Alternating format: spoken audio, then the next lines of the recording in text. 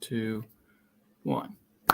Hello, everybody. Welcome to PackReacts, another episode of PackReacts. I'm your host, Jeremy Hadler, along with Mike Ariano as our other co-host.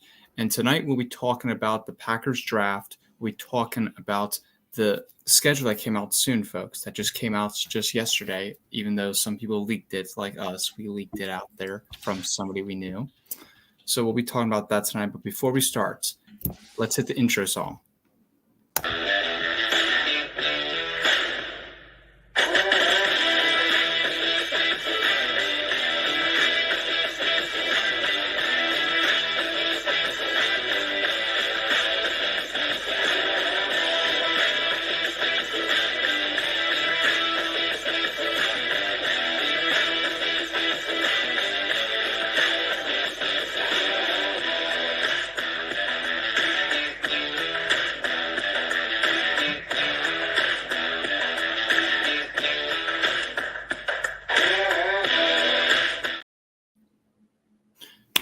As we got to our Pack Reacts here, how are we feeling tonight here, Mike? Feeling good. First episode back from our draft spectacular on what do you call it, the Thursday night. We didn't do anything for second round or the second through seventh rounds, but it was a fun time. So thank you for your friends for joining. Thanks to anybody who watched that, but it was a good time. Obviously, we watched Lucas Van Ness get picked.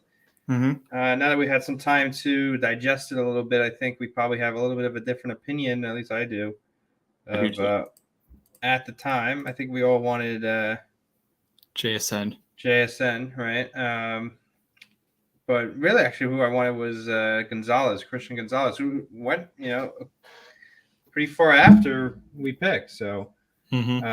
I don't know. Maybe some teams didn't see what other people were seeing in him, but that's really who I wanted when he fell. I didn't think he was going to be there at 11, right? No, 13, right? We were at? Yeah, 13. That he fell. I thought that would have been good value at 13. I didn't think we were going to get him very far after, but it seems almost like it might have been the other way around. It looks like the Patriots might have tried to pick Lucas Van Ness up. And that the Packers wouldn't even have got him if they didn't trade up from 15. So it goes to show you how much the draft pundits probably know is not much. So, So I mean, I don't know what's our. Should I talk about the draft or should I? Let's talk about the draft and then we get into the schedule. All right. So, Lucas Van Ness. I guess we'll start there. Mm-hmm. Obviously, a position in need for the Packers. It's a high value position in football, the edge rusher position. And you get a kid who's young. I think he's 21. He's pretty young.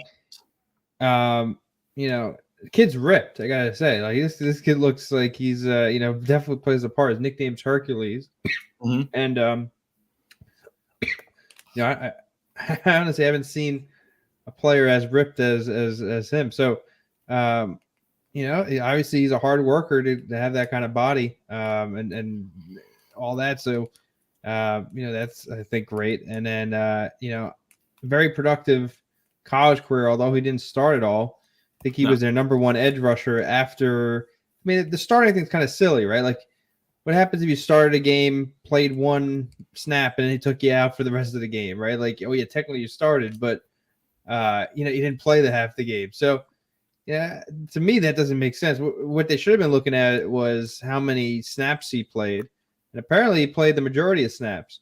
Yeah. And he was one of the highest edge rusher position snaps. So to me, the starting thing is kind of ridiculous. I think apparently Iowa, it's like a respect thing for the people older that they get to start. But if you're going to start one play and then put Lucas Van Ness in, played twos the rest of the game, who cares about that one play in the beginning? So that was kind of way overblown for me. Because I heard that. I was like, this kid didn't start. Why would he even be considered here? But then I heard, oh, yeah, he didn't start, but he was their best pass rusher, had the most plays. So I said, okay, so why even bring that up? Like, it's completely misleading to say he just doesn't start. Mm-hmm. So, no, I looking back, I think it's a good pick. The Packers, obviously, as you saw with Rashawn Gary going down last year, and basically shut down the whole room. And, I mean, it's tough to have multiple really good edge rushers on the team, Yeah. but if you have one really good one and the rest is just terrible, Mm-hmm. that's not good. I mean, you can't be completely reliant on one player at the edge rush position, No. because now we have Rashawn Gary and Lucas Van Ness on bookending the position. One of them goes down, at least we have the other. Yeah. And I think I think it was the right move in hindsight. I still would have probably. I wouldn't mind JSN. I wouldn't mind Christian Gonzalez, but I really think this is a good alternative. And if the Patriots are really going to get him right afterwards, then obviously other teams saw the same thing. So I think it was a good pick.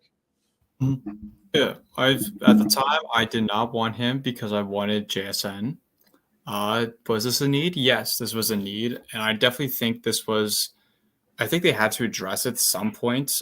I mean, this draft was loaded, but first round, getting Lucas Van Ness, I think, was a great move for the Packers. As you mentioned with the Patriots, they were going to come up soon, so I think it was the right jump for the Packers to get him right out of the way. As he's nicknamed Hercules, he's had comparisons to being a Preston Smith, J.J. Watt. This guy is 6'5", 272 pounds. That's ridiculous. And going back to the starter, yeah, obviously, like, he wasn't the starter, but like it's stupid how he got into it. So he might not have played like the first couple snaps, but then he got in. So that's where I'm at with Lucas Van Ness. I really like this move here. I think he's a great player. Reminds me a lot of J.J. Watts. He had an overall rating on the scouting report. He had 87.6 out of 100. He had 60% of tackling, 80% of pass rush, and 80% of run defense. So he's going to help us out with the run defense too. Right, and we were all right. See, that's the other thing is I really like this draft from Goody. I got to say because we were all right. We all said that the Packers have huge holes in the tight end position and the wide receiver room. That they have a lot of holes to fit on the offensive side of the ball. And if you look at this draft, it was majority offensive draft. Obviously, we had some, quite a bit of defensive players picked late. Kicker, but primarily was an offensive draft. So, yes. If you look at it, we did need an edge rusher. That was a big piece, right? But the edge rusher is almost one of those positions where you want to supplement that with top tier talent. You don't want to have, somebody late in the. I think the cliff, right, of edge rushers, top tier edge rushers, goes down after the first, second round, right? Mm-hmm. Compared to a position like receiver, compared to a position like tight end. So I think we probably played into the deepness of the draft pretty well. So you got Lucas Van Ness. Then, tight end, I said, we don't go because the tight end room is, we could have been tight end where it was, right? So that's insane. You can't go. And so I said tight end needs to be done in the first two rounds. But tight end's another position where, there was a lot of tight ends there, but you couldn't get past the second round and not address tight end. So you do that with Musgrave at 42. I think that was the right decision right there. If you don't pick a tight end at 42, maybe he stays at 50. But there was a run on tight ends at the high of second round. You had obviously Kincaid go in the first, and you had Mayer, and then what's the other guy's name that went? No, sorry, Kincaid was Utah. There was Kraft. There was Wooden. There was Clifford. No, I'm saying the tight ends in the top of the second round. Oh, there was Laporta. Sam Laporta went early. Kincaid went early. Oh yeah, that was in the first. Sam Laporta was the one that went early in the second, and then they took Mayer, I think, the next pick or the pick after that. Yeah. And then right there, you have Luke Musgrave is probably your best option left, and you kind of all in on him. Other than Darnell Washington, who fell a lot. He fell to the fourth round, right? Mm-hmm.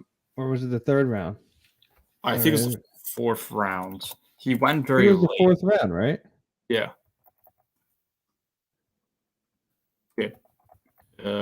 Fourth round. Right. So no, round 3, pick 30. Oh. So it was the end of the third round. So obviously somebody saw maybe an injury or something, but there was obviously an issue there with Darnell Washington. So really need to get Luke Musgrave there. They did it, so I think that's big. Obviously, now receiver, we still haven't explained. We get Jaden Reed, who I have seen real good stuff about. I think he's could be a real great slot receiver. Apparently, could go on the outside quite a bit too. He's a punt returner.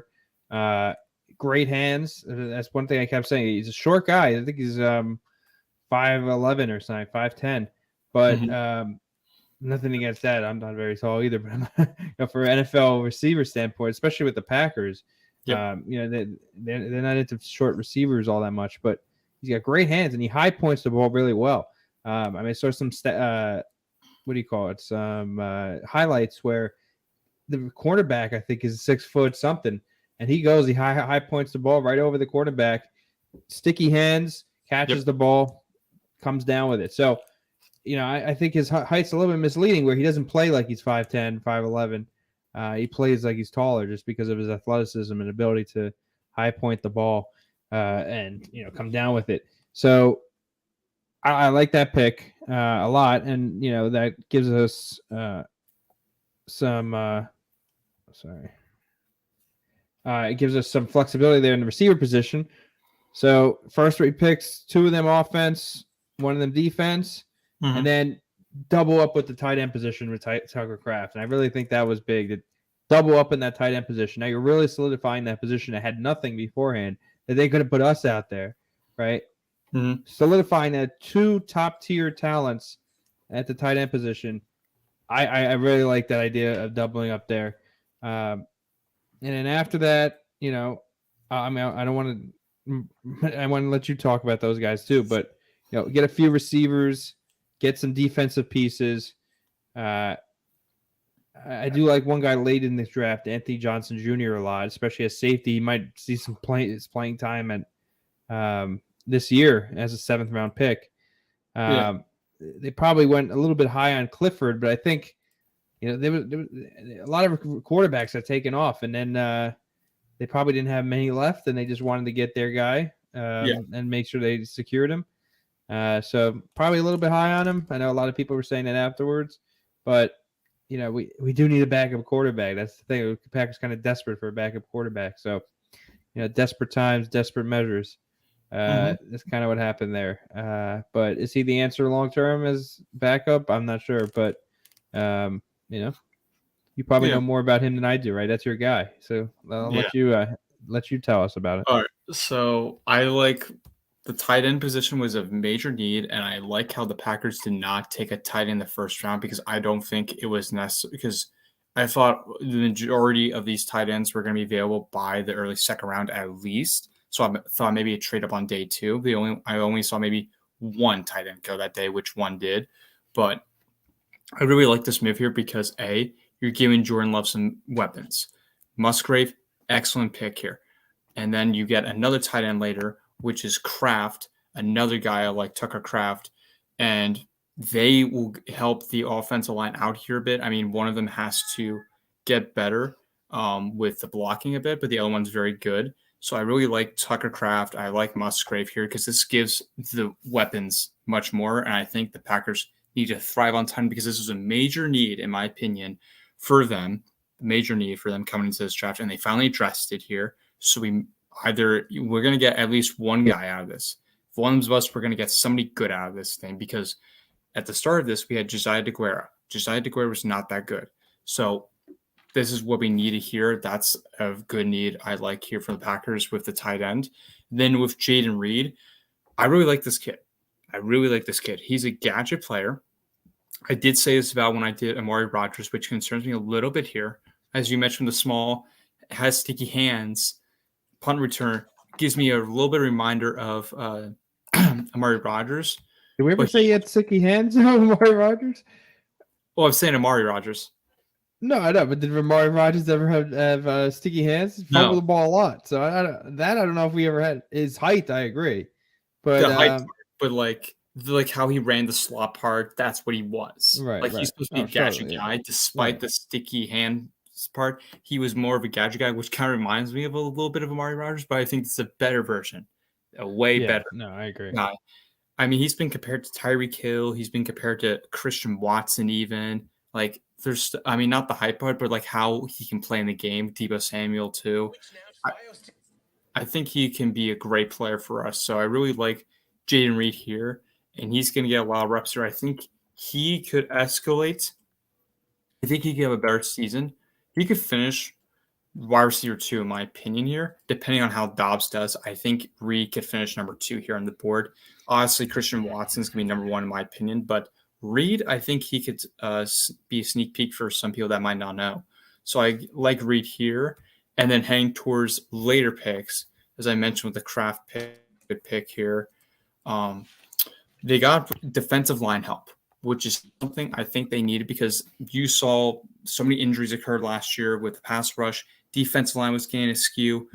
The defense was not that whole great the entire season, but when you got towards the end of the season, it got better. It got a lot better here and there with the defensive line, especially with TJ Slane. I think this is more of like another guy to help step out because they need to fix our run defense a lot.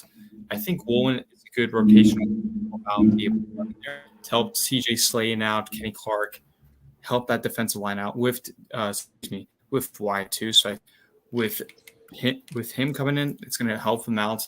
And then with the rest of the picks, I like the depth here. I mean, Sean Clifford, probably too high. But then again, it's a 5th-round pick. I don't think anyone's really going to care because the majority of the time, 5th-round picks are bust unless you're Aaron Jones, Jamal Williams, that kind of duo. Like it's very rare for a guy. But with that 5th-round pick, I think they had to take it right then there because given the market where it was, all the quarterbacks were going. All the quarterbacks were going, like Stetson Bennett. He was going way before than most people thought. So Sean Clifford, he's not going to be the new franchise quarterback for the Green Bay Packers. No way. This is just a depth move, just a little bit of competition you want here, just to give Jordan Love a little bit more confidence and more vibe, and also to have a backup just in case because we have no backup. Now he's going to be our backup because of Aaron Rodgers. So with this move, I really like here. I mean, Sean Clifford, Penn State fans, I've heard from them. They don't like Sean Clifford, but he has proved to be solid. He did outplay Will Levis. Let me remind you guys that he outplayed Will Levis and kicked him out of the starting position at Penn State. That's why he transferred. So I think that's a very good point there for Sean Clifford. And then going to the later pick here, they got another wide receiver, Wicks. I think this is just a depth move. This is something that they need to keep doing in the receiver room. I don't know if he's going to be a great guy. I haven't watched much tape of him, but with this, I think it's more depth move, and this is what I've been saying. I mean, you can watch Tom Grassi, for example, but with this, Packers need to keep the wide receiver room a lot more guys because they always keep the offensive line going of like draft a new guy, bring a new guy in. They need to do that with wide receiver room because we saw from the 2018 draft, they really didn't have any more wide receivers to drafting. That was a huge major need and a problem I saw occurring with the Packers. So that was one thing I really liked is they keep the depth going. And then they bring another guy, Carl Brooks. I think that was a steal pick for the Packers with the 6th-round pick of 179. This guy is amazing. I really like him a lot. And then with their next pick, which was 207 in the 6th round, was Anders Carlson, who was the brother of Daniel Carlson, which he used to play for, his brother, Daniel Carlson, used to be the kicker for the Minnesota Vikings. Now he's the kicker for the Raiders. He's an amazing kicker. But when it happened when he was with the Vikings, I remember when I went to the Packers-Vikings game, and he was the kicker for that game. He was the worst kicker I ever saw in my life. Worst kicker, because he flew it right at the end of the overtime. Flew that. He kept missing a lot of kicks there.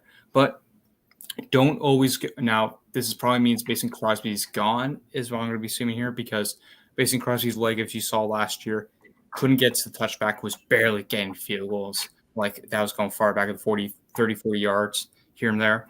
But with Anders Carlson, I think he'd be a solid guy. Now, don't look off the stats here. I mean, it's okay for me, but, like, never look always off the stat. I think he could be a good player for them with that. So it just needed to do that. I mean, that was another good pick. I'd like to have Anders Carlson.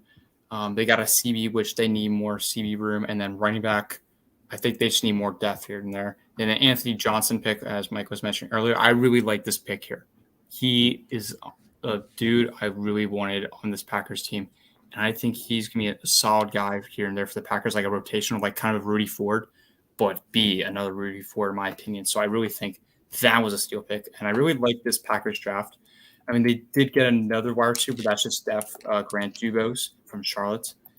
Again, I really like this Packers draft here, where they addressed besides wide receiver, they addressed a major need, edge rusher, because Preston Smith probably not going to be there after this year.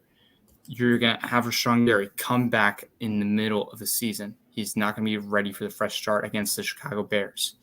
So with this move, I think it helps that out there to help him get more prepared and everything. But when the time comes, he's going to be another Sean Gary to help him out there on the defensive line there for the edge. And again, keep going with this Brian Goodwin kids because I really like this draft. Address the major need. Then you get the offensive help you need with Jordan Love. Then you go right back to defense. Now we already have like 10 safeties, so no matter what. I mean, we did just sign the guy from the Texans who's the fiance or husband. I forget. Husband now, as of 2 days ago, 3 days ago. Simone Biles, the U.S. Olympian Jonathan Owens. Yep. Yeah. Yeah, that came out of nowhere. I didn't even know. I just saw Simone Biles and Packers or something on Twitter, and yeah, I mean, I think that's. I was going to bring that up. Yeah. But I think that's a good pick. I mean, not pick, good signing. You know, the Packers obviously have a big problem with safety. You know, they signed Tavarius Moore, have Ennis Gaines, but Rudy Ford, but you know, they didn't really have a guy to go next to Darnell Savage as the starter. You know, obviously Darnell Savage has his own problems. Mm-hmm. So I think it's a big signing there. And you know, we lost Aaron Rodgers. We got you know, what's her name? What's her name again? Gabby Douglas. Gabby Douglas, right? Yeah. So you know, we have another big name now in Green Bay. Actually, no, it's Simone Biles. Excuse me. So yeah, sorry, Simone Biles. Yeah, Gabby Douglas was the other one, right? Yeah, she's like the older version. She was like 2012. Yeah. That one. Right. So then people didn't even care about Jonathan Owens. They're like, oh my God, Simone Biles is there. So you know, that's the problem. Now he's like the plays second fiddle to her. You know. So and I was pretty happy to see that. I definitely knew who he was, and you know, I don't think he's gonna be Adrian Amos when he came here from the Bears, but you know, I think he'll play well. And Adrian Amos obviously really kind of fell off last year, and it's kind of surprising no one signed him so far. No. So a lot of people must have seen that on the tape. So, but yeah, I mean, did you see what Rasul Douglas said today on Twitter? No, I didn't see that. He was saying something like, apparently they gave away, like, I think Owens is Amos's number. Oh yeah, I think it was to him or somebody else. I saw that. Or they gave it to somebody else. So he said something like, I forget what he said, but it's basically a slight, most likely that. Well, he's like, really, they're gonna make moves like this now? It was just kind of rude. Like, maybe he was talking about giving away the number, but I mean, I don't think there's anything wrong with this Jonathan Owens signing. I think that's a fine signing. Mm-hmm. But yeah, I mean, maybe they're annoyed that they're not bringing back Amos, but I don't know. Yeah. I mean, I like this move here with that because I'm just pulling up his stats here real quick. He's a special teams person, which I really think the Packers are going after special teams a lot because of Rich Bisaccia's influence with the team here and there. He's 5'11", 210 pounds. He's at over 1,148 career snaps. 970 was in 2022. 254 were in the box. 700 were at free safety. 120 in the slot. He was 15th in tackling last year of the tackling grade according to PFF. When quarterbacks were targeting him, they were 23 for 36 on completion, 15.7 yards per completion, 3 pass breakups, 2 punt returns is what he had. PR, excuse me, and then 14 stops, and then he played 251 snaps on special teams. Sorry, who is this? That was the guy they signed today, Jonathan Owens. No, Jonathan. Okay. Yeah, no, I really think that's a good signing. But the Packers have a lot of depth now in the edge rusher position. They You do. got Gary, Barre, Justin Hollins, who they brought back. Mm-hmm. You obviously Preston's still there, Lucas Van Ness, Jonathan Garvis. I think that the Lucas Van Ness signing was really good to kind of solidify that depth there. Mm-hmm. Uh, Safety, we have obviously we don't have any big name guys here, but there's a lot of names. You got now Owens, Savage, Rudy Ford, Tariq Carpenter, Tavarius Moore, Anthony Johnson Jr. So they did a great job of solidifying in at least numbers the holes that we had going into the draft. Mm-hmm. D line doesn't have that many people actually. We got Kenny Clark, Devontae Wyatt, TJ Slaton as our starters right now. Mm-hmm. And then Colby Wooden gives us some depth there with that signing. And then Carl Brooks, like you had mentioned. So I think those are two big signings there too. Without them, we really would be short on the defensive line. So, yeah, I mean, this was, I think, a really good draft. It was kind of like a reloading draft almost, where like, the cupboards are empty. I got to go to the store and replenish my cupboards. That's kind of what we had to do here: replenish some of the things that we missed and we lost in free agency, and just get younger. And I think that's what they did. And they traded back. They got we had 13 draft picks in this one. Like, Yeah. quantity over necessarily, just take shots at the board. Kind of like we don't need someone necessarily to play amazing this year, right? We just need a lot of kind of bites at the apple, and hopefully you hit on one. And I think that's kind of what we did this, and we took a lot of chances in the right places. Mm-hmm. So I think quantity here is over quality. It's kind of where the Packers need to be because they don't need, again, the guy. We want to develop these guys, but have them in the right places. Like we didn't draft any receivers. Doesn't matter if everyone else is great. Our receiver room is going to suck. It'd be terrible. Like same thing with tight end, right? Like, so we almost had a draft for need.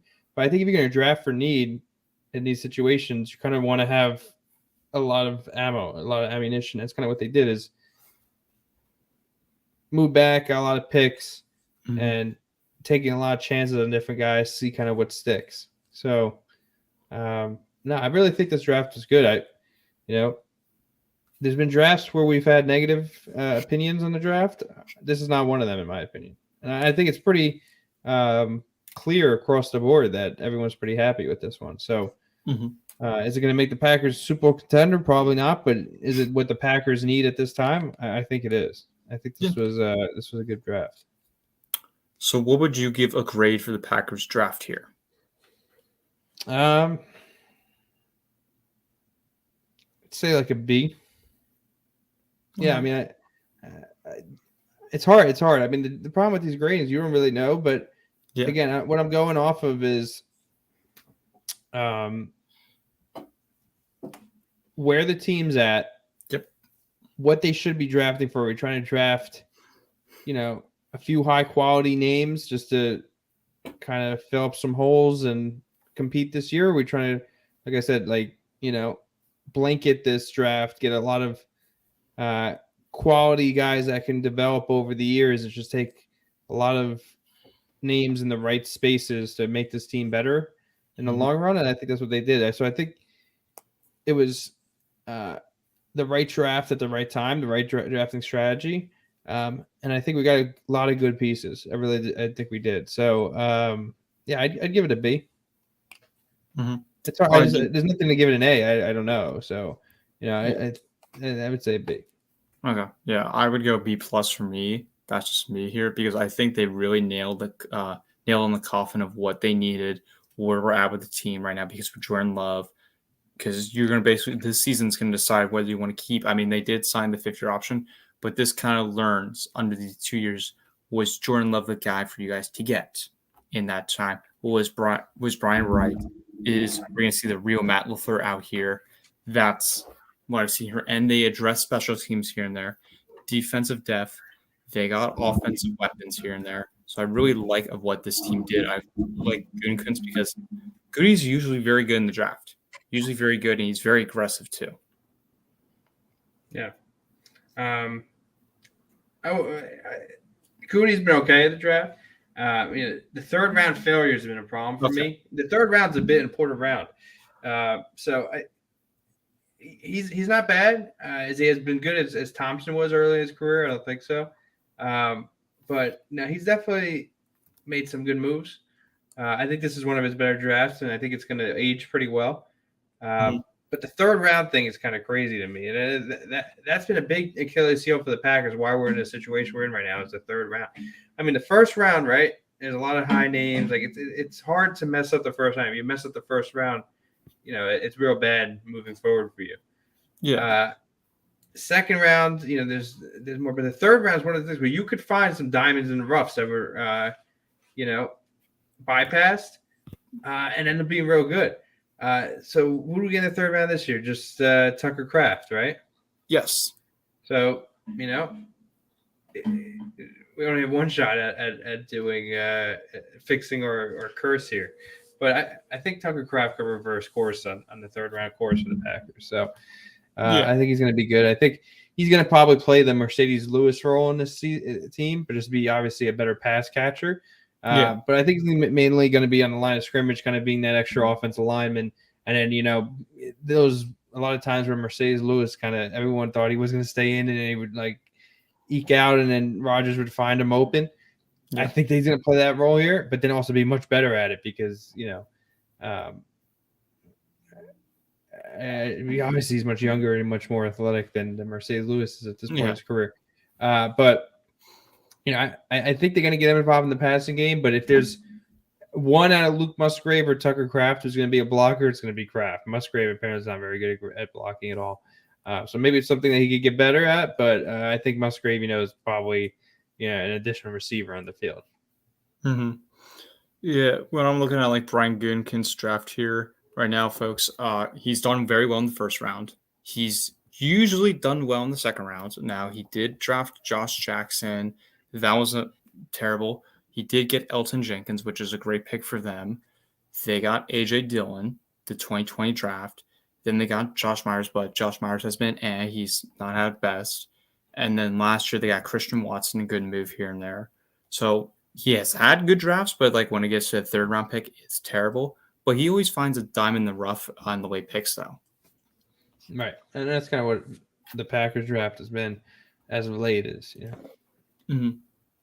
high rounds, kind of making a mistake, passing over somebody they should have probably taken. Josh Myers should have taken Creed Humphrey. Amari Rodgers probably should have taken what do you call it? What's his name? The brother, the guy that we had on the team. Amon St. Brown. Yeah, right. Because St. Brown was on the board at that time, right? The Lions took him, and I think the Amari Rodgers was a second round pick. No, he was a third round pick, right? So wasn't St. Brown taken like at the beginning of the fourth or something? I think, or maybe I could be wrong about that, but Packers could have taken St. Brown and they didn't do that. He was drafted in the fourth round. Right. Yeah. So, So, I think the Packers have made a lot of wrong choices under Gutekunst, but, obviously we've made some right picks too. So, I'm hoping that this draft is not necessarily any bad choices, I don't think. Obviously time will tell, but, at the time we took Musgrave, there's really no other option.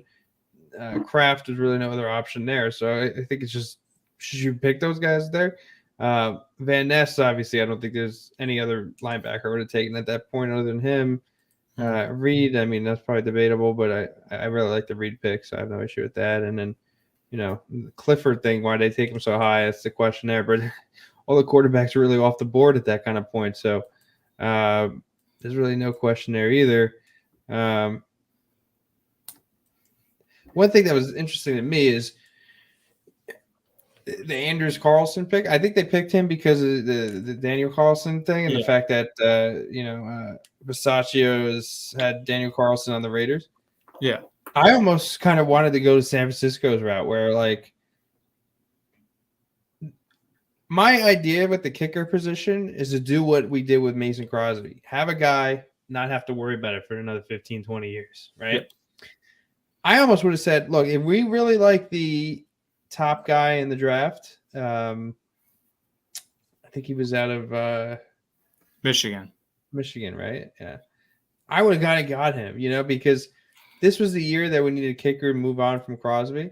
Yeah.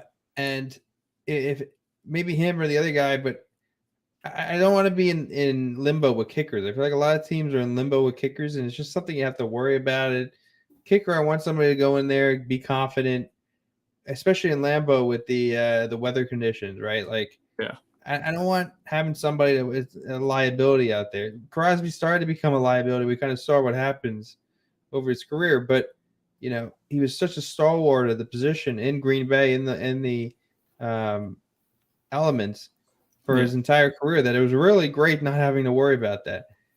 We're kind of going to no man's land here now with the kicker position. Hopefully, Anders Carlson could take that role, but I don't want to. It's kind of like the quarterback position. I don't want to be in a situation where I have to constantly look for kickers, bring in guys, blah blah blah.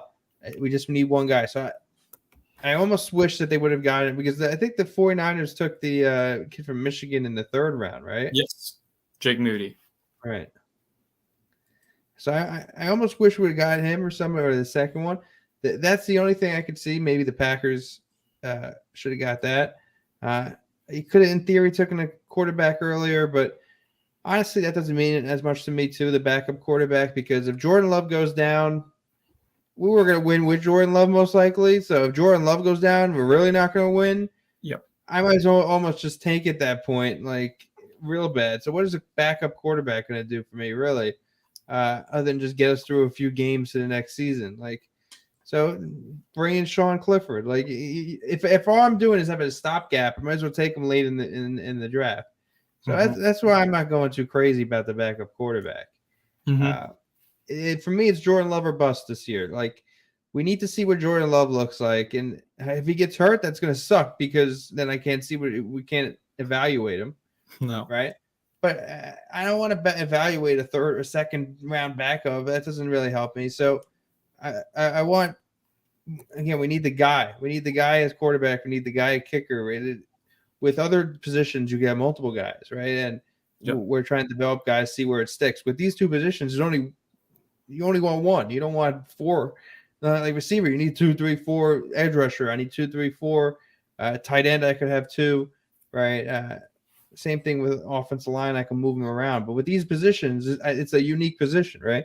So if Jordan Love goes down, our season's over anyway. Might as well lose Tank and then say, hey, probably not going to re-sign Jordan Love because, maybe he was real good up to the injury. But I don't. I'm just saying, let's say then I go get a real high draft pick and get the top quarterback next year or the, one of the top quarterbacks. But yeah.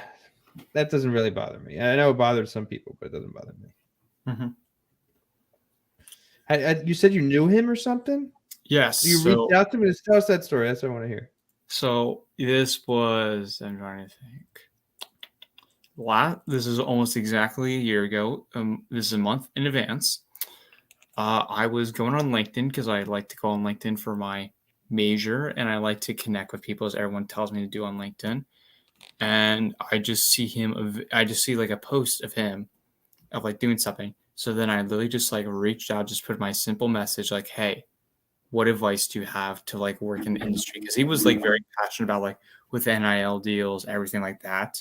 I just want to hear his side of like what's it like working college, like what's it playing college football, what's it with NIL. And so I messaged him, did not think I would get a message response. And then a couple weeks later, he responds back. And then he says, it's a grind. You got to know how to do it. You got to work it. And that's what he messaged me. Yeah. I think that's cool. A lot of people can let, the popularity or the spotlight get to their head. And the fact that he took the time just to write a few words back to you, I think that guy's going to show his character. I followed him on Instagram. I think he seems like a, cool guy.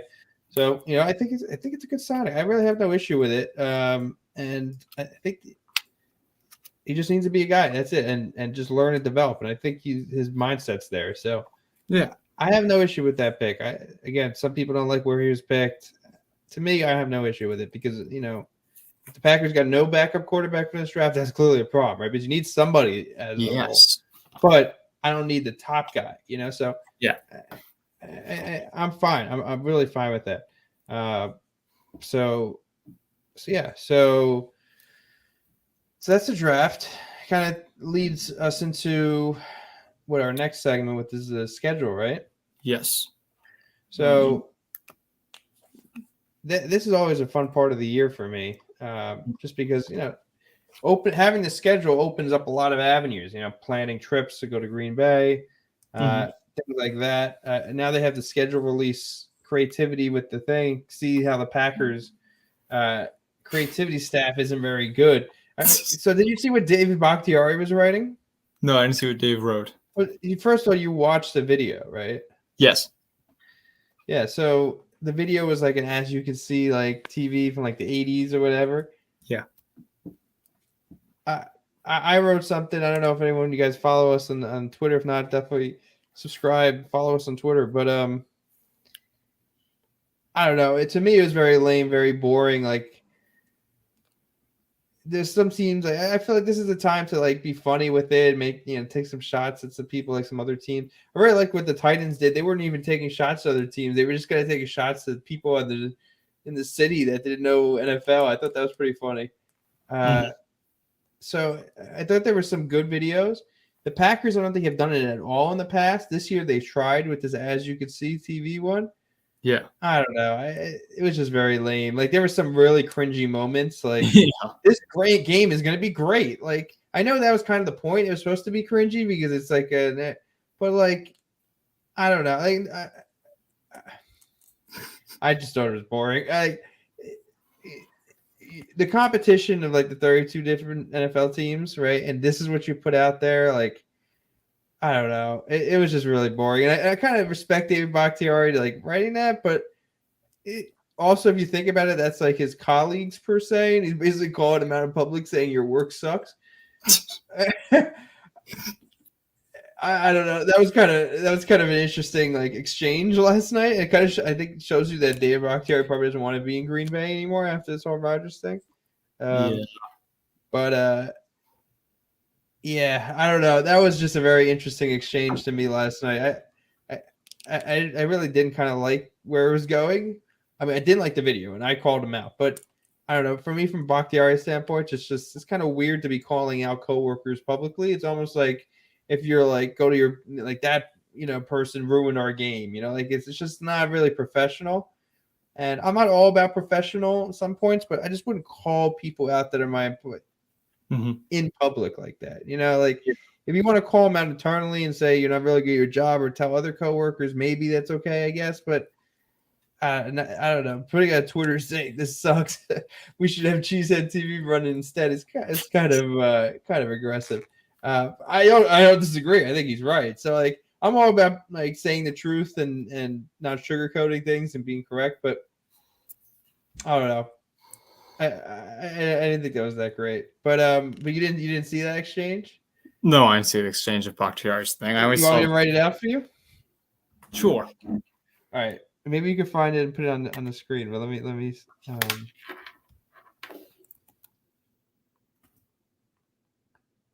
So he writes, and again, I agree. I definitely agree with what he's saying.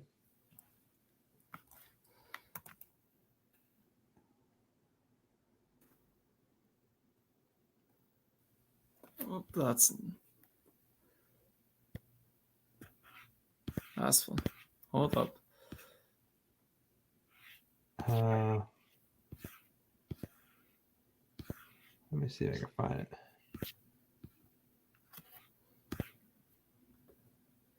Yeah, Bakhtiari has been pretty interesting on Twitter recently. You should follow him.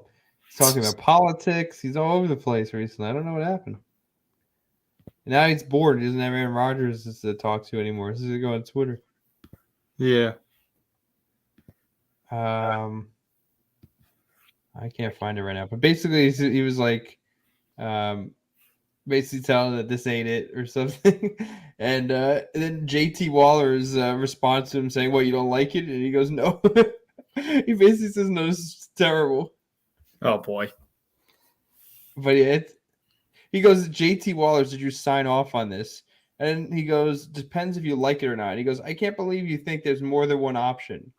And then the guy sends like a Step Brothers meme, so or something. And he Yeah. goes, "It's booty cheeks.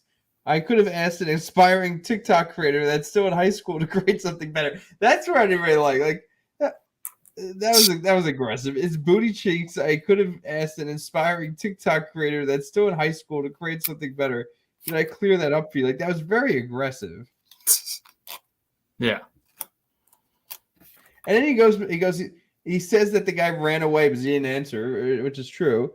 And then he goes, he doesn't want any part of this. He'd rather have the perpetually mid content to continue. Like he's literally calling the guy. Like there's clearly something more else out here that he really does not like. JT Waller's like clearly see that. Yeah. And he's like very publicly calling him out. So I don't know. To me, there's clearly something going on there. Clearly, like, there's no doubt about it whatsoever. Yeah. But he's right. I mean, the video sucks. And what I wrote was like, when your own fan base, right? Like most fan base, like stand up for their teams, like the Bears and Justin Fields, all that stuff. Like we're saying this is terrible. like I'm not sure. You're like, I don't care. You're the Packers, whatever. Like this is terrible. Like who put this out here? Like who signed off on this? So like I'm not being a homer. I think it's terrible. So that's just the truth. It's not. No one's pretending like it's a good content whatsoever. Mm-hmm. So it's pretty bad when your own fan base doesn't like it. That's what I wrote. Mm-hmm. All right. Now we get to the schedule here, as we got our 2023 schedule. Woohoo. What are your thoughts on this year? I mean, I think it's obviously an easier schedule than in prior years, and this is the year to have an easy schedule, probably. Well, maybe not. Actually, I guess you could look at it as if you have a real good team and have an easy schedule, then I'm really gonna succeed even more. But if the Packers could make the playoffs this year, go on a run, I think this is the schedule to maybe do it. You start off with the Bears on away, but the Packers could start off on the right foot here, beat the Bears away, right? That's big. You get a nice divisional game with an up and coming team in theory, right? That has DJ Moore now. You have another year, Justin Fields. Some pieces on the defense. If you could beat the Bears, now you get away that Chicago game out of the way, right? Yeah. Start the season 1-0 on the road. I think that's big. And you go into Atlanta, that's a winnable game. So the Packers could start 2-0 here. Yep. That'd probably be my prediction. New Orleans, I'm going to that game actually. I haven't bought my tickets yet, but yeah. So anyone in Lambeau, September 24th, let me know. I think it should be a good game. Derek Carr is going to be, playing in Lambeau, so that'll be interesting to see. The Saints have a young team, but I think the Packers could beat the Saints. So I think it's possible the Packers start 3-0. Then you got the Lions in Lambeau on Sunday, or is it Thursday night? Thursday night, right? Yep, Thursday night. Which honestly, if I'm going to go on the 24th, maybe I should try to move my flight and go for both games. No, I don't think we're going to do that. But if I had a house in Green Bay, that'd be like a perfect situation to go in and go for 2 games. Ask Corey Banke. Yeah, right. Yeah, that's not going to happen. The Lions, I think, are going to be better this year. I think they're probably going to win a division this year. Yep. But it is a home game. The Lions have to travel to Green Bay on a short week. The Packers will be home. I could maybe give that game to the Packers too. So I mean, in theory, the Packers could start off 4-0, right, on the schedule. I mean, would you be that surprised?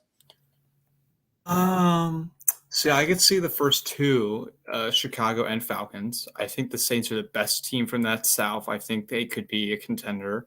Lions, I think we split this year with them. Now, I don't know home or away. I just think we're going to split with them somehow. I agree.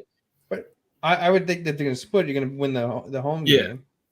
I think they could beat the Saints. I mean, I know the Saints have Derek Carr now, but no one's running home for Derek Carr, really. No, they do have And Chris Olave. Chris Olave, yeah, but again, it's receiver. Yeah. It's probably just as good as your quarterback is. I think the Packers can beat the Saints. I mean, they better. I'm going to the game. So if it's anything, if history holds itself true, the Packers bet on this. The Packers will not let up a point in this game against the Saints because every game I've gone to in Lambeau Field, not 1 point is. And you can say, well, maybe you just went to one game. I went to 2 games. The Packers have had 2 home shutouts in the past. I don't know how many years, but recently, and I was at both of them. The Bills game a few years back, and in the Seahawks game 2 years ago. So, what's the chances of that? But yeah, if history holds itself true, the Packers will win and not give up any points against the Saints. That's fun. Yeah. Yep. So anyway, so I think, let me go through the schedule. Then maybe we should be doing this the other way. Let's start from the top. Okay. I'll give my prediction and you give yours. So okay. I'm going to say the Packers win this game. Same. Dub.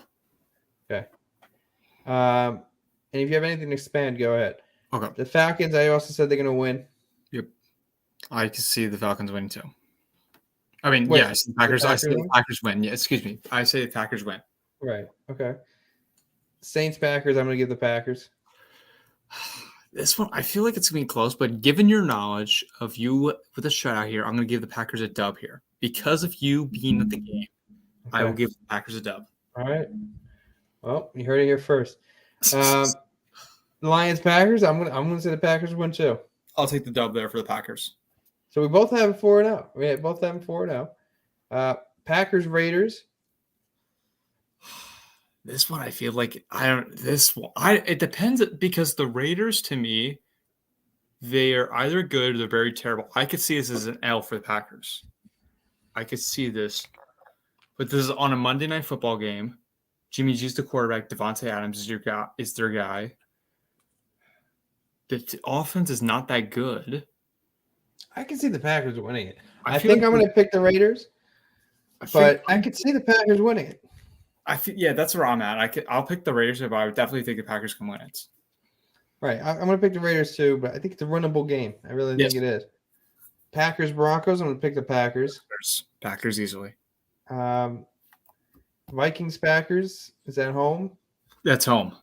I think I'm going to pick the Packers. I'll pick Packers. Rams, Packers at home. I think I'm going to pick the Packers. That's easy. So now, like, in theory, right? Like, the Packers could be 1, 2, 3, 4, 5, 6, 7, 8-0. They could, in theory. It all depends on Jordan Love. If he's a solid quarterback, then I definitely think they can. That's what I'm saying, right? Like, if Jordan Love exceeds expectations, this is the schedule for them to succeed at. Yes. Like, we've all written off the season, right? And if you look at the players, look at the roster, look at the young, but that's assuming that we don't kind of just streamline this and kind of everyone gets on the same page and we start to get these young guys playing well. Yeah. If the coaching staff can get these guys playing well as a young team, this team could be kind of like the Panthers last year where, this division sucked. Their schedule was pretty easy and they kind of just skated by and almost made the playoffs. Yeah. Yeah. And that's after the Panthers traded away McCaffrey and sucked. Right when the Panthers traded away McCaffrey, it was like, all right, write off the Panthers for the rest of the year. All right, I wrote them off. I'm sure you did, right? Yes. They almost made the playoffs. They literally almost. If Brady's not on the Buccaneers, right, and Brady didn't play well, but likely probably the Panthers make the playoffs last year.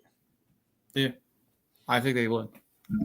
So this is kind of the situation because the NFC sucks. Right. Yes. The NFC East is good. The West is all right. The North sucks, and the South sucks. Yep. So they have a shot. All right, let's get back to the schedule. The Packers, Steelers. And the Steelers going to be that good? I don't think they're going to be that good. 500. That's how Mike Tomlin rolls, but I don't see it here. I feel like Pickett's going to come back for his second year. Right, he played like half the season last year, so I don't know. It's an unknown. Um, Yeah. but yeah, I think that I would give that to the Packers. Honestly, I, the I'm gonna give. Steelers. I'll give this one to the Packers. Uh, Chargers, Packers. That's where I think our luck runs out. I think Yep. this is gonna be a tough game. I think the Chargers are gonna win. I like the Chargers a lot. Yeah. Um, Chargers win. yeah. Although I do want to go to that game. I think that's gonna be a good game. I like. I might try to go to that game. Mhm. Packers Lions. I'll probably Line. give this one to the Lions. It's a away game, and like you It's said, Thanksgiving. right. It's Thanksgiving too. Um, so yeah, I'll probably have to give that one to the Lions. Chiefs, Packers, Chiefs. So we're starting to get to the part of the schedule where we're gonna have some difficulty. Packers, Giants. This one's gonna be tough. I think we can win this. I Again, think we could depending. win it too. I I think. agree. I think it depends on Jordan Love. Two, how we take care of Saquon Barkley. That's how, because Saquon doesn't want to be with the team anymore. Wait, so what even happened with Saquon? They franchise tagged him? I don't think he signed the tag. Right. So that's the other question. Is he even going to play? But at this part of the season, he's going to have to figure it out, right? You might have to. You might do a holdout like with Le'Veon Bell. He's got the franchise tag. Yeah, he won't sign franchise tag before Giants offseason starts. Yeah. So he's an unknown, but they're going to figure it out. I mean, either going to give him an extension or they're going to trade him, or they could trade him, right? Yeah. So something's going to happen there. We'll know by then. But I bet you Saquon's on the Giants. It's tough that. Yeah. I'm sure he's going to have trade value, but is he going to have that much trade value as a running back? No. He probably could get like a second round pick for him, maybe at this point. Something that like, might even be high, maybe a third round pick you could get for him. But yeah, I don't think they'll probably get a second rounder. Definitely not going to get a first. yeah. What did McCaffrey go for? Do you remember? Did he go for like three third round picks or something? I think it was Hall draft picks as 2023 second round, third round, fourth round, and a 2024 fifth round pick. Yeah, that's what I think Barkley would go for. Maybe a second, third, and you have to get back a fourth or something. Mm-hmm. I would say the McCaffrey thing is kind of similar to what you'd get for Saquon. Definitely not going to get a first. Yep. And yeah. So that's the Giants. I guess I'll probably pick the Giants. It's in New York. It's a night game. I'll probably pick the Giants, I'll be honest. I hate to do it, but I'll take my Packers here. I feel like the Giants are going to mess up somehow. I feel like they're going to mess up. Okay. Because I don't trust Daniel Jones. I don't. Would you go to that game? I'll probably go to that game. So how far is it from you? 2 hours? I think it's at least 2 hours. It's probably like 2.5 if I'm guessing. Yeah, we got to figure out. We should go to that game. I'll probably be there. So, it's a Monday night? Yeah, it's Monday night, right? Yeah, So, but yeah, we'll have to see. Yeah, we'll see. Buccaneers, Packers at home. I'm gonna give it to the Packers. I don't think the Buccaneers are gonna be very good this year. Nope, that's a Packer dub. Packers, Panthers. Packers. Day before Christmas. Yeah, but I think it's the Packers as well. Damn it, that's actually I have a few friends that are Panthers fans. They probably want to go to that game, but it's Christmas Eve. That's not gonna happen. No. So then you have Packers, Vikings on New Year's. No. It's the 31st. Oh, yeah, New Year's Eve. It's New Year's Eve. Yeah. Right, so it's not New Year's Day. That's what it's always been, though. Wow, that's gonna be interesting. Wow. The Packers have the night game on New Year's Eve. Look at that. Yeah. We've I believe I missed that. We have 6 primetime games, I believe. That's including the Thursday night game. Oh wow. So I'm gonna have to you can watch the Packers Vikings and then go watch the ball drop. Yeah. Wow. That's gonna be interesting. I gotta see what I gotta do for New Year's Eve now. He's gonna have to watch the Packers. And then going back and you had the Bears Packers. So the Bears Packers are bookending the season for us. Yeah. And then we got 2 big divisional games end of the season. So the Packers could be in it to the end of the season. I bet you those Vikings Bears games could either be for a wild card spot or be for the division. Yeah. But I'm not writing the Packers off this season. I'm really not. Like, No. I don't think the Vikings will be that good. I think the Bears are going to be better, but I don't think they're going to be that great. I see think the the Bears. Lions have holes. Yeah. I didn't love the Lions draft. Like the draft of a running back that high, even though I did like Jahmyr Gibbs. It's kind of a weird thing to draft him that high. Who else did they pick? They drafted another bird. Didn't they have two first rounders? They drafted Jack Campbell from Iowa. That was right. At the end. Yeah, right, exactly. So I thought he was a little bit of a reach, although I think he was good, and he's an inside linebacker. So I think he's friends with Lucas Van Ness, but he's not on the outside, he's on the inside. So to draft an off-ball linebacker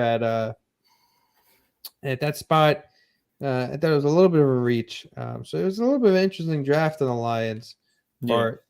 But I still think that they're going to be one of the better teams in the division. But they don't have an MVP quarterback, although Goff has been playing pretty good for them.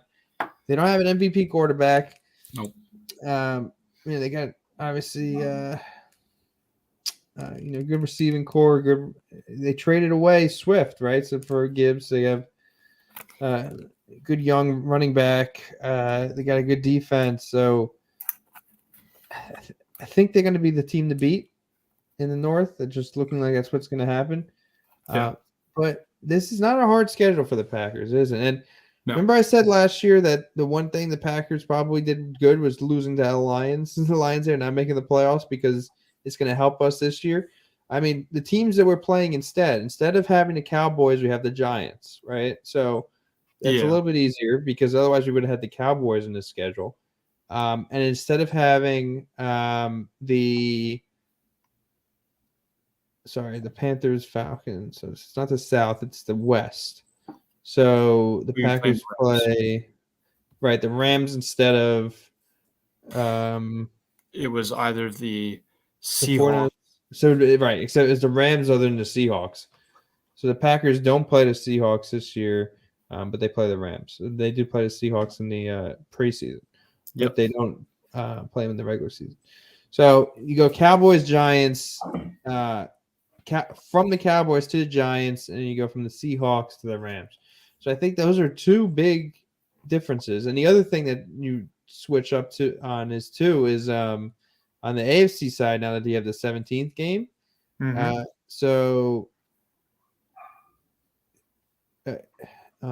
That one is the Steelers, right? Yes.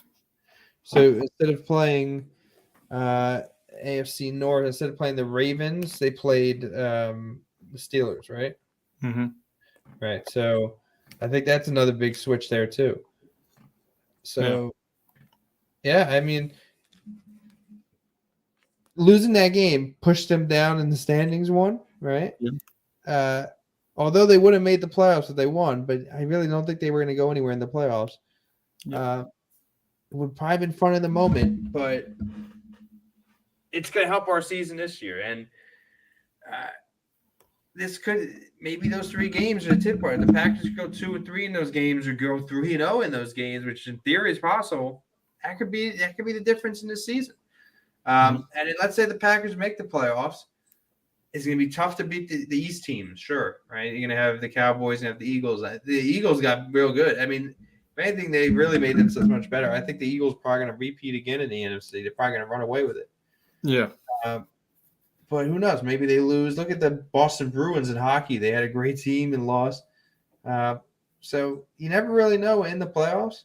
Although I just said that, it was good that they didn't make the playoffs because, I didn't think they were going to go anywhere. But you never know. You never know. And maybe this team is it's full of unknowns. It's full of young players. It's Jordan Love as a quarterback.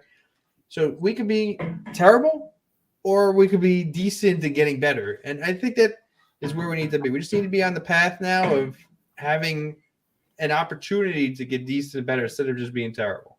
Yeah. So, and getting older and going in the wrong direction. Mm-hmm. Yeah. So yeah. I think it's a good schedule. Yeah, I really like our schedule a lot. We didn't compile what we thought they were going to go, so I guess we thought they were going to lose to the Vikings, We said Lions, Chiefs, Lions, Chargers, Chargers. That's 4 losses. Giants. Yeah, I think the Packers go 11-6 in theory. I think that's where I'm guessing. That's my ceiling for them. Their floor is like 8-9, 9-8. That's where I'm at. Yeah, I think the ceiling's 11-6. I think the floor could be 7-10. I think they could be bad. I mean, we don't really know. Yeah. I mean, if Jordan Love sucks, then who knows? They could lose a lot of games. Yeah. But if they're doing good, I think there is a ceiling. I think probably around the 11 win gate mark.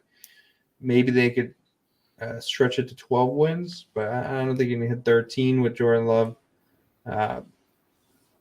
But I could see them going 11-6 if Jordan Love plays well and the young team, young players, and also the defense. Does Joe Barry have a bounce back year and gets his defense playing well again?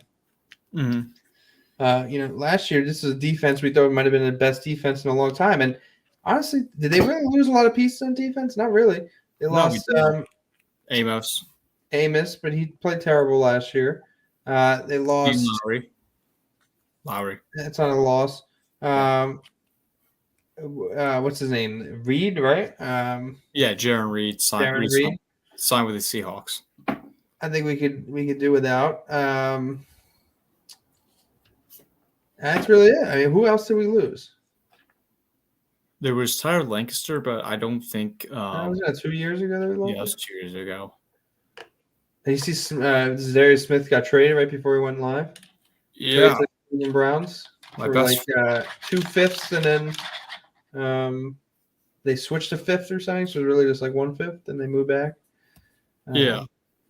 My best friend, who's a Browns fan, Zach, who is on here the draft, he wants my Darius Smith jersey. Oh, nice. Yeah. So that didn't work. I remember they hung a banner for Darius Smith. What do you call it? Tryout. They were also saying we've tried out Darius Smith. That worked for 1 year, and I think he had one thing where he was on the plane having fun with Kirk Cousins, but no, that didn't work out for very long. Nope. Works out for us. Yeah. So, here's where we're at. The Packers are an unknown. They are a wild card team. Not necessarily a wild card in playoffs. They're an actual wild card where we don't really know. I don't think anybody can sit here and tell you for sure whether or not the Packers are going to make the playoffs or not. I almost kind of want to take the Packers to be a playoff team next year betting, because, and the thing is, every time I take the Packers to win, I always lose, so I probably shouldn't do it, but I think the odds are going to be pretty good, because I think probably most people are thinking, the Packers are going to suck down Rodgers. I think that's like the easy answer. Yeah. When you look at the data, which is the schedule, I think that this Packers team could be okay. And you look at the roster; it's a young roster. Mm-hmm. It's not as many holes as we had going into the draft.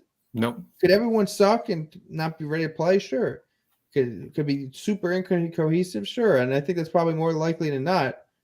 But if somehow, these young players start clicking, you don't have Rodgers really, this team it's their team. It's what they make of it. And if they can make it into something, this could be, we could be cooking with gas. We really could.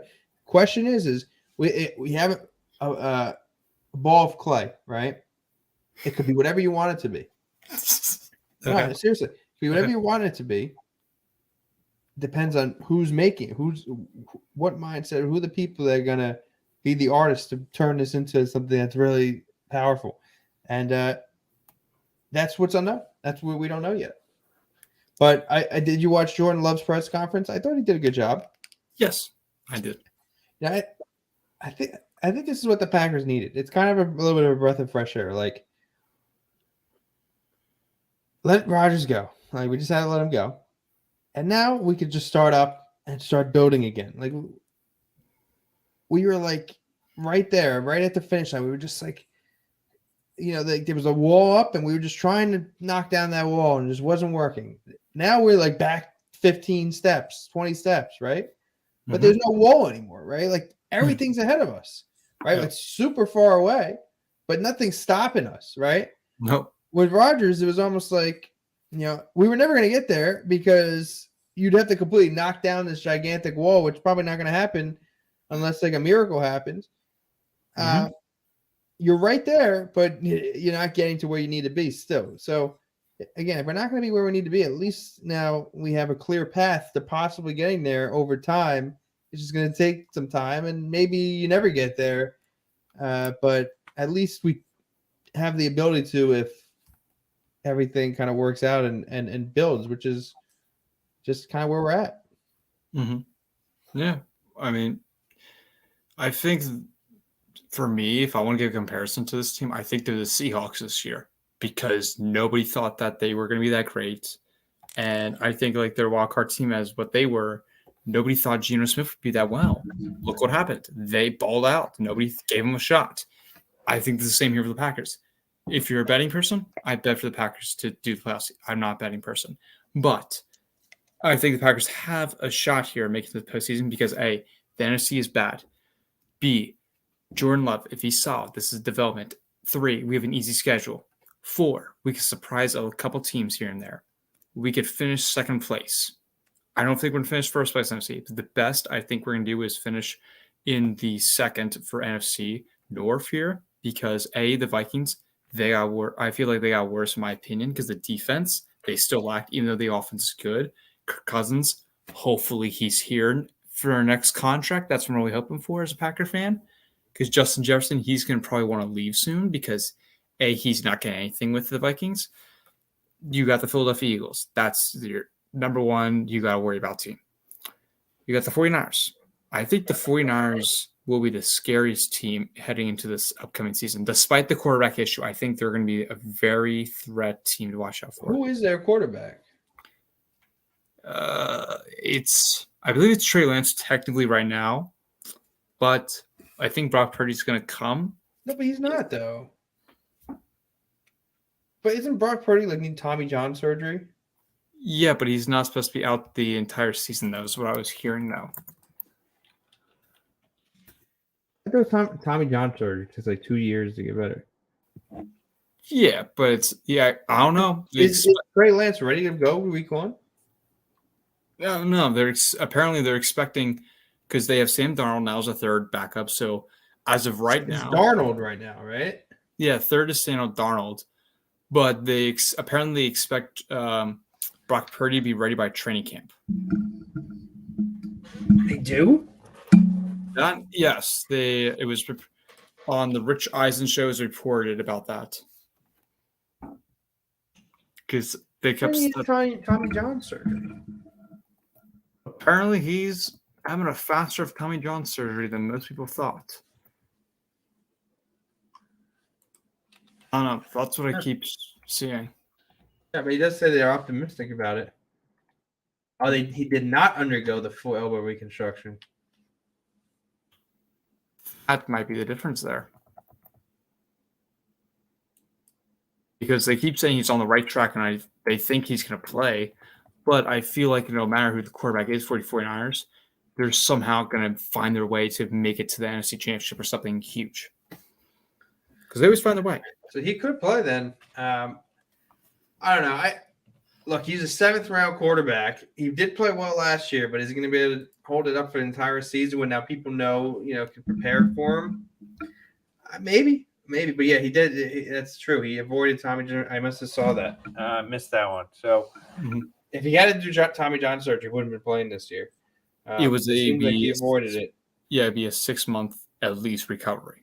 Yeah.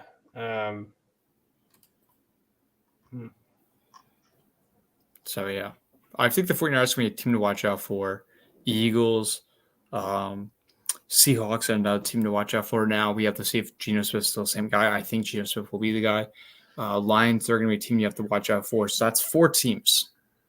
Cowboys also, but Cowboys always mess up. So 5 teams. That leaves us two spots left for the playoffs. Yeah, I think you were spot on with your Seahawks comparison. I think that's no one thought people think the Seahawks been the worst team last year, and they played well, and they snuck into the playoffs. I think the Packers could be that. I think they could be a team that sneaks into the playoffs, and Mm-hmm. Do I think they win the Super Bowl next year? No, I'm not. I'm not gonna. When I said I'm gonna put money on them making the playoffs, I didn't say I'm gonna make them win the Super Bowl. I'm not doing that. But could they make the playoffs? I think so. Mm-hmm. If the Packers, this team was in the AFC, could they make the playoffs? Absolutely not. Yeah. So, yeah, but I think it's going to be interesting. Yeah. Oh, we also have comments, Mike. Oh yeah, it's my girlfriend. She says, "I think the Packers will go to the Super Bowl all because of Lucas Van Ness." Yeah, she likes Lucas Van Ness. Yeah. That Matt LaFleur. Oh boy. There you go. Yeah. Talking about Lucas Van Ness, did you see what his dad did to his girlfriend in the video? Yeah, that's interesting. So we got some interesting publicity from our draft night there. So yes. No, I think this Packers draft was just what we needed at the right time. Mm-hmm. And hopefully helps us in the long run, but it's not going to be something that fixes anything in the immediate, but it's definitely something that I think is going to pay dividends in the long run. Mm-hmm. So, yeah, we just don't know how the Packers team is going to be. It's the wild card. It's your two-face, folks. You don't know what side you're going to get. It's the yin-yang, Batman, if you want to make the reference of Two-Face, Harvey Dent. So you don't know. But I think they could surprise a couple teams here and there. At best, I think they could be like the Steelers and mid. I mean, at floor is the mid, ceiling 11-6. Yep, I agree. So we're going into a little bit of a dead zone here with NFL for a while. We're going to have mini camps, which was last week mini camp. It was, right? It was the rookie mini camp. Rookie mini camp, but then when they had, I think this week was mini camp, right? Oh, yes. Yeah. So I think this was the first week of mini camp. Yeah, it was. Or was it OTAs? No, I think it was it mini camp? I'm pretty sure it was mini camp. Oh, wait. I think it was OTAs. Yeah, it says, excuse me, OTAs started last week. Yeah. Okay. Yeah, so it was OTAs, May 22nd, 23rd, 25th. No, sorry. No, OTAs are May 22nd. Let me pull that up. Packers off-season schedule. I haven't looked at this in a while. Let's see what's going on here.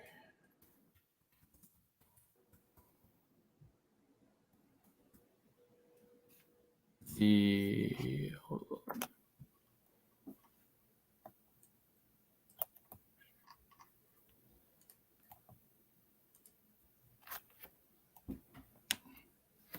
The mini camp is in June. Okay. First day of work in season April 17th. OTA works take place May 22nd and 23rd, May 30th, 31st, June 2nd, June 5th, and 6th and 8th. Mandatory minicamp will be June 13th to 15th. So, yeah, I guess it was just a workout that they were there for. But so I guess it's not going to be a dead zone. We're probably going to learn quite a bit in the next month or so, which should be fun. Yeah.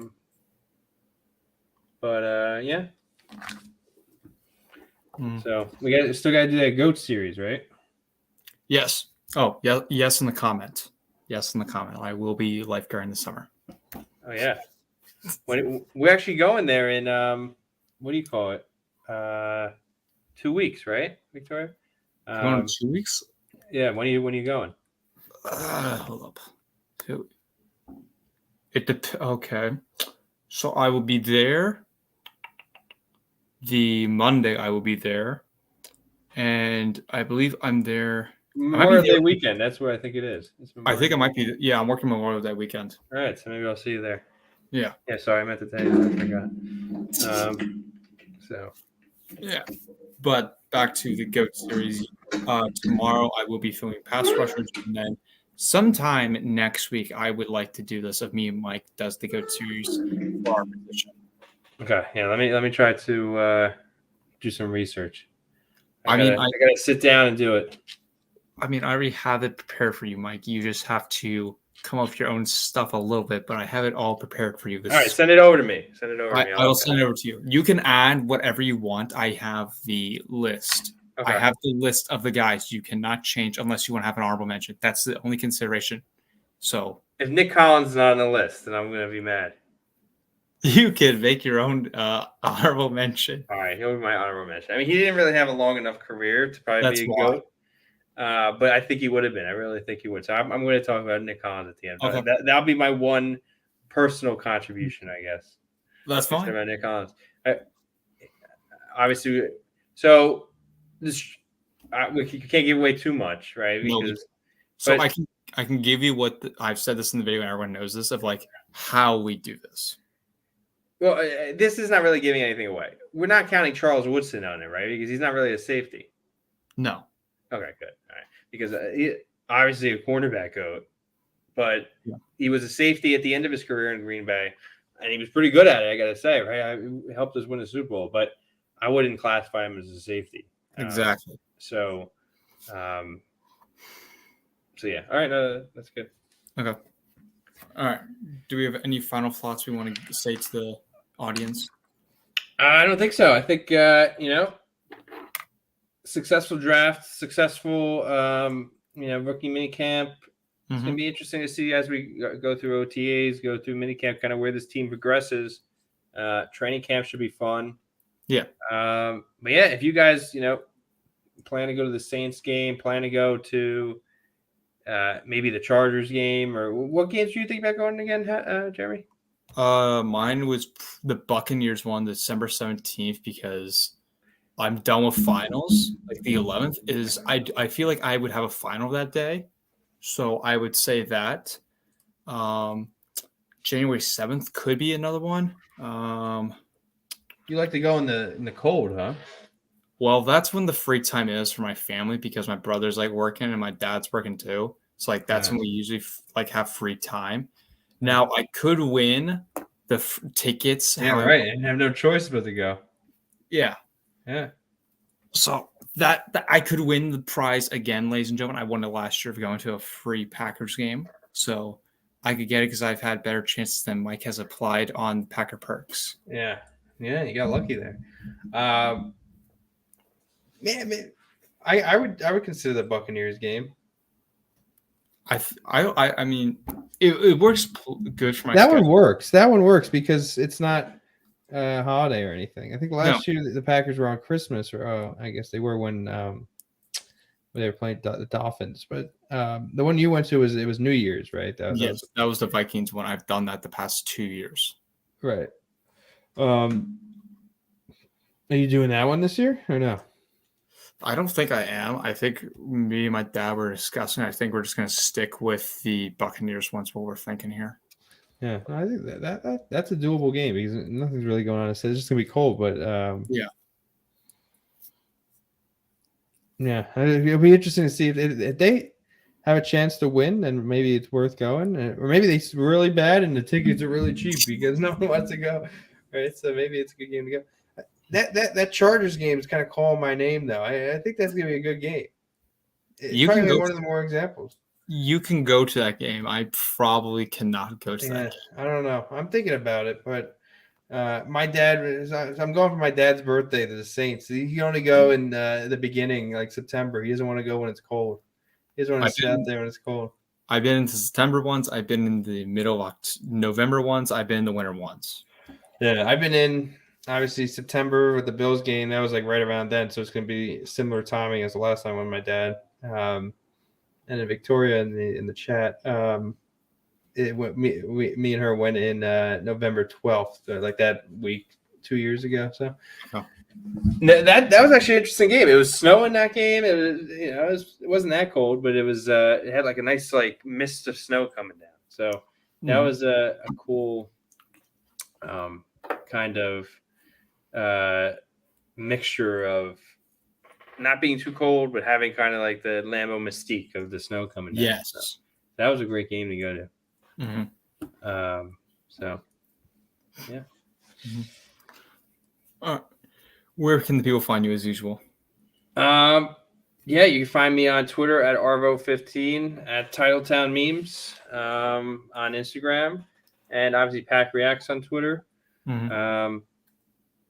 Yeah. Okay. Folks, you always know where to find me on the YouTube. It's basketball season, so that's why I didn't want to do yesterday, because I was rooting for my Sixers, which that was a complete disaster of watching that game yesterday. I lost? It was one of the worst basketball games I've ever watched my team play, Mike. Wow. It was terrible. Like, yeah, I saw the worst 3-point shooting. They made like 8 3-point shots out of 35. So it's what, game 7 now? Oh, they're on game 7. Game 7, Mother's Day. Wow. I don't know what time it's going to be. It's either going to be a 3 p.m. game or a 6 p.m. game. You live streaming it? No, I ain't live streaming. I got to celebrate Mother's Day. That's true. I would, but I got to celebrate Mother's Day. Did you live stream the last game? No, I did not live stream. That's probably why I lost. I didn't live stream any of the games. Whatever happened to the Sixers chat? I don't know. We haven't had time to schedule like a team. We haven't had time. You could have, done a live stream with those guys, and then they probably would have won. But you see, Josh Harris, he bought the yes, the Commanders. Is official? Yes, it's official now. Yeah, so owners of 76ers. He founded my firm. Was one of the founders of my firm. So, and he's the owner of the Devils. And an owner of the Devils. So, yeah, the Devils lost last night. That's good. They're out. I have no issue if the 76ers win. I'll root for the 76ers. I am rooting for the 76ers beat the Celtics. I don't like the Celtics. So I will root for you. I have suffered for the last 5 years of losing straight in the second round. It's a terrible experience, Mike. You don't care about hockey? I do care about hockey. I mean, I'm rooting for the who is it? I'm rooting for the Oilers because I like Connor McDavid a lot. I think he's the next wing. Yeah, I agree. I hated Boston so far this year. I'm very surprised of the Panthers. They're a surprising shocker team to me because I didn't think they were like good heading to the postseason. They're beating the best 2 teams right now, and currently they're in overtime against the Maple Leafs 2-2. Yeah, and I mean they were the best team last year by far, coming out of the Eastern Conference. So, they kind of took a step back this year, but they've been playing well. I mean, weren't they down 3-0 to Boston or something, and they came back and won 4 straight? Is that true? Yeah, wow, it's something similar like that. Yeah. And since the Rangers have lost and the Bucks have lost, I haven't paid too much attention to these playoffs. The only news for your Bucks is you lost your head coach. Yeah, no, I saw that. It's unfortunate. I liked him. I didn't think they should have fired him, but yeah. I don't know. I kept hearing a lot of Buck fans that not like him because he was a choking coach. That's what a lot of people are saying. Well, they won he choked a few times, but they also won. So yeah. So you're saying the Oilers are they're tied 2-2 with the Golden Knights. Are they playing right now? Yeah, the Oilers are playing right now, and the Panthers are playing right now. Panthers are in overtime. Are the Oilers winning? Oilers are winning 2-1. It's 7:50 in the first period. I might go watch that game. Yeah, you're right. If there's one team I'm rooting for right now, it's the Oilers because I like McDavid a lot. Mm-hmm. I think he's good. I kind of rooting for the Kraken too. I like their name and logo. But no, if there's one person I'm rooting for, it's probably McDavid right now. So I should go watch that game. Mm-hmm. All right, sounds good to me. That's what I'm gonna do for the rest of the night. But I'll try to watch that. All right. Well, folks, we'll try to be here next week. But let's send it off, Mike. Of what do we always say before we head out? I don't know. What do you? It's something I forgot. Maybe we should play it. All right, let's do it. Go, Pack, go. Go, Pack, go. Go.